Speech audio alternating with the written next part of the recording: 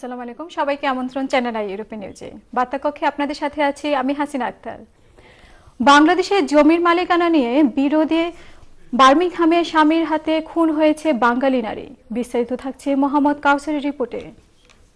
বাংলাদেশে থাকা জমির মালিকানা নিয়ে স্বামীর স্ত্রীর দীর্ঘ বিরোধের শেষ পরিণতি হলো খুব করুণ। স্বামীর হাতে খুন হলেন স্ত্রী, তবে শেষ রক্ষা হয়নি স্বামীরও।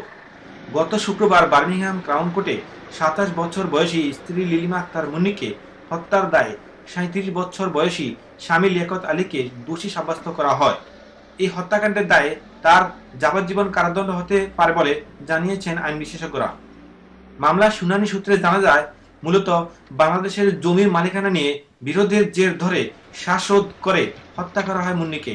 ১৯৯৮ সালে প্রথম যুক্তরাজ্যে আসেন লিয়াকত আলী এবং ২০০৪ সালে বাংলাদেশে গিয়ে বিয়ে করেন মুন্নিকে। বার্মিংহামের একটি বাসায় একত্রে বসবাস শুরু করেও দাম্পত্য জীবন খুব বেশি সুখকর ছিল না তাদের।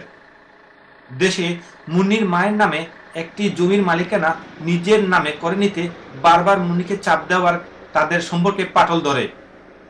একসময় মুন্নিকে হত্যার হুমকিও দেন লিয়াকত। বাংলাদেশের একখণ্ড জমি নিয়ে বিরোধের জের ধরে জীবন দিতে হলো লিলিমা আক্তার মুন্নিকে। তাদের ছোট দুটি সন্তান মায়ের এই মৃত্যুতে আর কোনোদিন স্বাভাবিক অবস্থায় ফিরে পাবে না। কে দাঁড়াবে এই ছোট দুটি শিশুর পাশে?